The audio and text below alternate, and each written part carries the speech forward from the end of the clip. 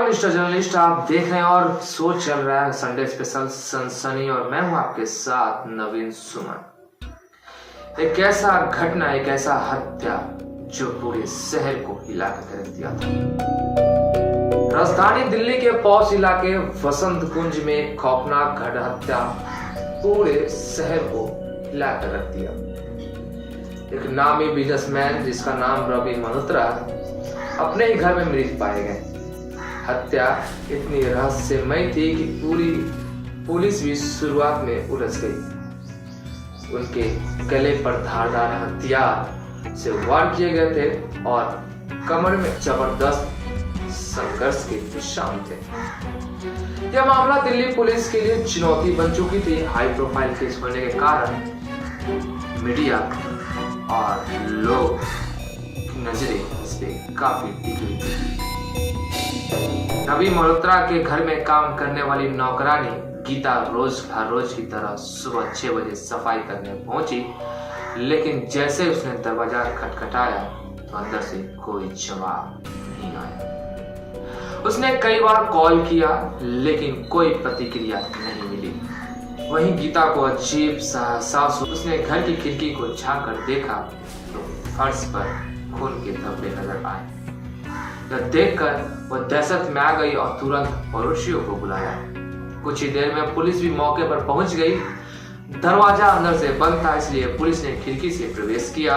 उन्होंने बेडरूम के दरवाजे खोले तो अंदर का नजारा देखकर सबके होश उड़ गए, सब सन्न रह गए।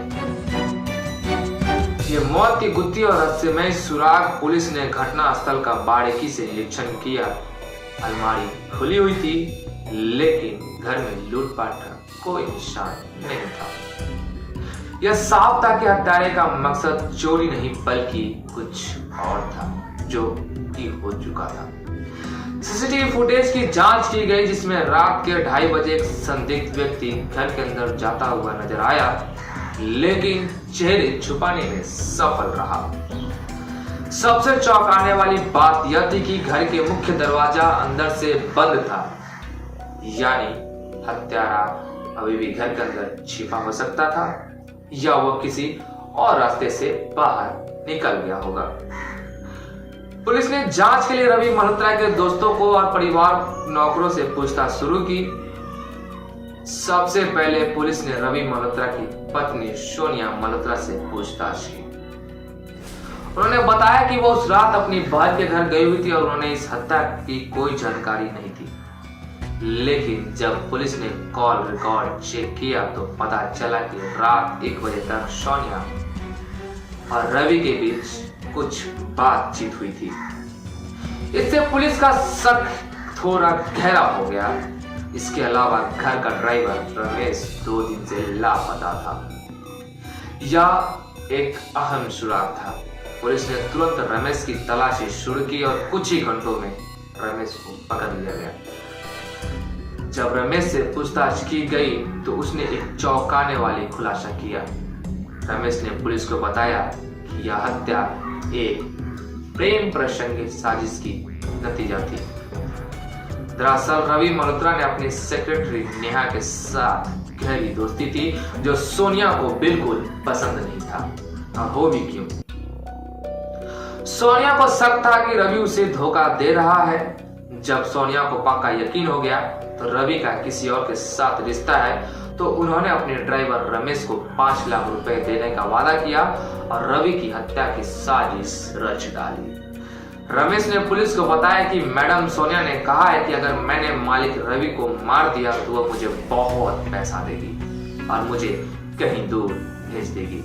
उन्होंने घर की दूसरी चाबी भी दी थी। हत्या की रात रमेश चुपके से घर में घुसा। उसने रवि को बेहोश करने की तमाम कोशिश की लेकिन रवि जग गया। इसके बाद दोनों में थोड़ी संघर्ष हुआ और रमेश ने गला काटकर रवि की मौत के घाट उतार दिया। सोनिया और रमेश दोनों को गिरफ्तार कर लिया गया। अदालत में चले मुकदमे में रमेश ने कबूल किया कि वो पैसों की लालच में यह हत्या करने के लिए तैयार हुआ था। रमेश को आजीवन कारावास की सजा हो गई और सोनिया की हत्या की साजिश रचने के लिए 10 साल की सजा सुना दी गई। इस हत्या ने पूरे शहर को हिला दिया। लोगों ने यह समझ में आया कि विश्वासघात, गुस्सा और लालच इंसान को कितना अंधा बना सकता है।